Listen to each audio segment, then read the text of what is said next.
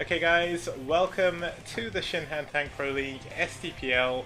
My name is Kix, your organizer and caster, and joining me once again is my good friend and co-caster, Rapid.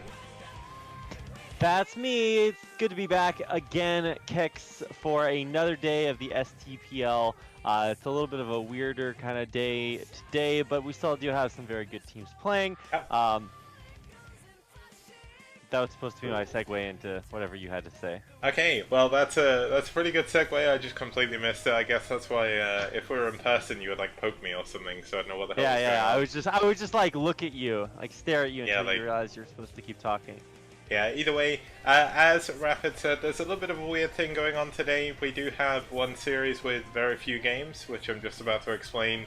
But before we get into that, let's have a quick look at the current rankings of the tournament.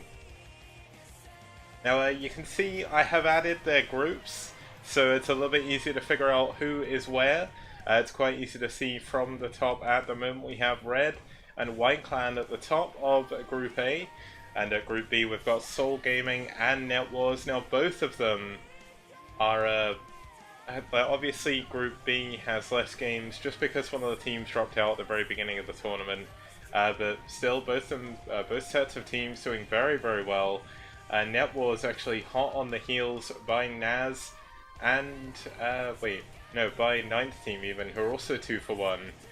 But the Group A teams are a little bit further ahead, and there's definitely a little bit of separation in the middle of the pack, but it is the first round for a lot of these teams. A lot of the teams returning from round 1 as well, and there's still 3 weeks of games left from here. So week 5, which we're starting today, week 6, and then week 7. And just have a quick look at the player table as well. And we can see that it's quite stable at the top. We've actually got 2 red players, the highest rank so far in the STPL round 2. Closely followed, or they're even with Yeti, closely followed by Terra, and then a ton of people on 2 for 0. So not too much to discern from that. I'm going to change that at some point to show the full rankings throughout the entire STPL, but it's okay for now until I get time to fix it. And let's have a look at what maps we're going to see today. So starting off, we're going to have Troy as set 1, although not in this series. Set 2, going to be Triathlon. Set 3, New Sniper Ridge. Set 4, Hitchhiker. And Set 5, Neo Electric Circuit. And Rapid, would you like to introduce the first 2 teams we are about to see? Yeah, sure. So for today's games, we have, I guess, 2 sets, but for the first set, it's going to look a little bit different because we don't have that first game. So screw you, kick stats. This is PSi versus DM Clan, and I don't really know what to expect. I would obviously expect DM to maybe be a little bit more solid after the performance last season, but Yeah. I don't know why they call them seasons. But last round, they look pretty good. Yeah, I keep calling it a season as well, and it's like, hold on, no, that's wrong. But yeah, I mean, Psy doing a little bit better than they did last round. They are 1 for 2. Last round they did go 0 for 5. DM on the same path they were in the first round as well. They're going to have to win the next few games if they want to get into the playoffs. They are in Group A, of course, topped by Red and White Clan. So a 2 for 2. It's not going to cut it at the moment, but there's still 3 weeks for them to make up those points and push their way up that table. And just to quickly go through the games we're going to be seeing today. Now, Praise versus Inanno actually ended... Wait, that's the complete wrong name I've selected there. But either way, Praise versus who he was going to be facing. It's the wrong name there, but I've reported the right game. That was a walkover in favor of DM. So that means we're going to be starting here with Grast versus Defiler on Triathlon. And that is going to be our first game today. So let me just quickly introduce the players, and then we get started.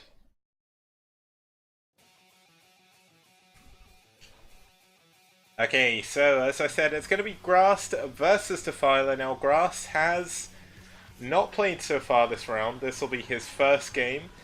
He's actually 1-0 against Zerg at the moment. He went 2 for 1 last round, one of the better performers on his team. And of course, the player captain of pSi Storm as well. So looking to put in a good performance here, bring them back into the game. They are 1-0 down by default, basically. And his opponent fighting for DM, matching Grast's score from last round, but in this round, as he didn't play in the last one, it's going to be Defiler. He is a Zerg player, and he is currently sat at 2 wins, 1 loss. And his 2 wins have been against Protoss, so he's showing he is quite strong at PvZ, or CVP even.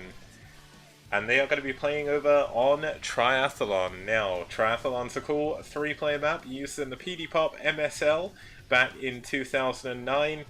Cloaked eggs all over the place, neutral arbiters as well that you can mind control and stuff. So there's a lot of shenanigans going on here, but we can have a look at them better as we get into the game. And let's get started with round 2, week 5, set 1. Game 2, pSi's Grast versus DM Defiler.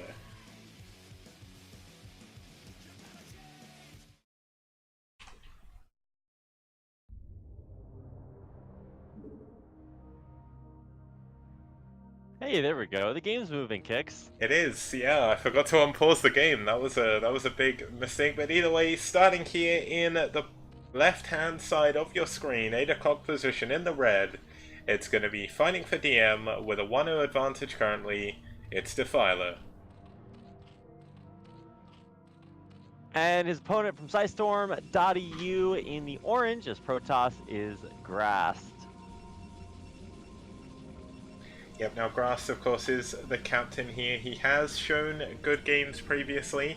There was a little bit of drama on the day. I'm not sure if he would have been dealing that with before or after his game. But that would have been his job to deal with, as he is the captain. Now, the drama, a little bit annoying, really. Unfortunately, there was a disagreement between the two teams. Now, DM and pSi Storm have both been very, very good throughout the entire tournament about submitting lineups, sorting out everything they need to, and White and Grast have put in a lot of effort as well to make that happen. But there was just a weird disagreement that went on Sunday between them, 2 Sundays ago now.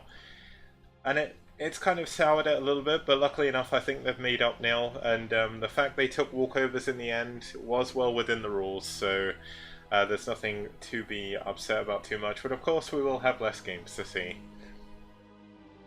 Yeah, less games, but we still have plenty of games, because, I mean, STPL, it's got a million teams and a million players, and they'll play a ton of games, so there will always be more games left in store, so...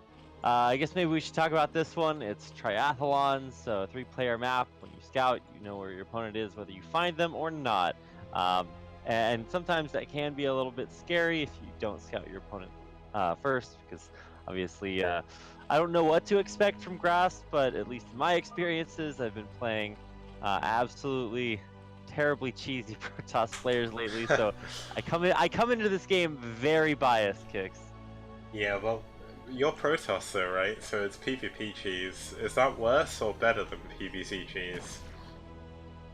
I mean, they're both pretty bad. Like, you know, it's there's not a whole lot of optimism when you go into this. You just kind of know that, like, it's just not gonna end well. And maybe like you both cheese, like I don't know. Say you both like forward 2-gate each other. So like your zealots are coming out, right? Your zealots, like, they cross the map, and you're like, oh wow, that's another zealot in the middle of the map. Then you go across, and you see like his forward 2 gates, and you're like, oh well, this is awkward, you know. But you know, thankfully we don't have a mirror match. Yeah. Although after the KSL games, my PvP mirror match prejudice against that is actually pretty withdrawn, because those games are really good. But this is a PvZ, and thanks to the block, this is going to be a, I guess, like, what do you call this? Forward hatchery. He's going to take the 3rd.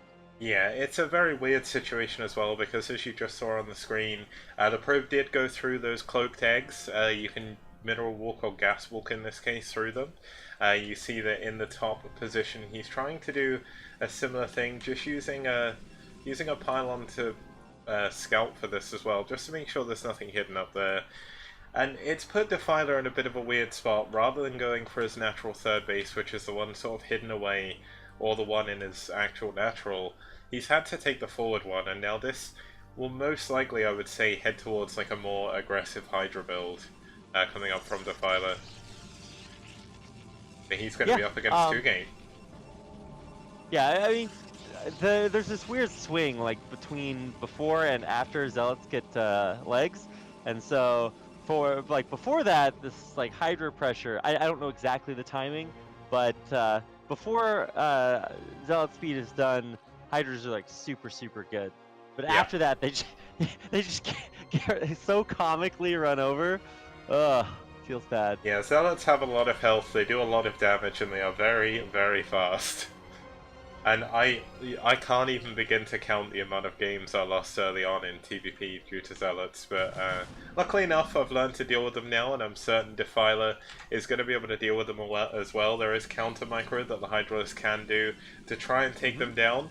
Looks like it's actually going to be a lot of Dragoons coming out here from Grast, and that could benefit Defiler if he is going for a Hydralisk build, and he built a lair, showed off the lair to the probe, cancelled it, and immediately went into a Hydralisk den. So could we see Cadence's fabled 973, or is this going to be a different one? Well, I'm looking for drones at the third base, and I don't believe we're going to see those this game, Kicks. This is just all Zerglings all the time, all rallied across the map. Now, I mean, there's 4 Zealots here, so like those can realistically kill just quite a large number of Zerglings. So it doesn't seem to be breakable right now. So spamming Zerglings across the map is only going to be, so effective, right? Yeah, I mean, he's taken down 2 of the Zealots, going to be able to get up the ramp now, and this could be a big deal. Through. That's, yeah, you don't want to let Zerglings through for that extra surface area. As is, like, he is going to pull some probes and clog the ramp, because I think he realizes, hey, wait a second, this guy's actually just still making Zerglings. Yeah, he saw it with his probe. You can see them rallying in now. And back at home, Corsair has seen the Hydra Sten coming up as well. But the real story is on this ramp. The final Zealot has gone down. The Dragoon's actually getting bugged out on the probes. And a great probe drill in the end, but the Dragoons have taken a lot of damage from these Zerglings, and this could be quite dangerous. Yep, the Dragoons are very weak, but he does have those 2 gates pumping, right? I mean, 2 gates in this spot just makes you feel pretty good, and eventually he will be able to break out of here as long as he. It's weird because the more that the Zerg continues to rally across, right, the further and further behind he gets. There's no drones to the natural, no drones to the third. This is just super all in, and so it's not even about breaking out. It's just like the longer he holds, the better this looks. Unfortunately, this is really good. Forward. Yeah, this is really good for Defiler. No. Oh man, let's surround on top of the Dragoons.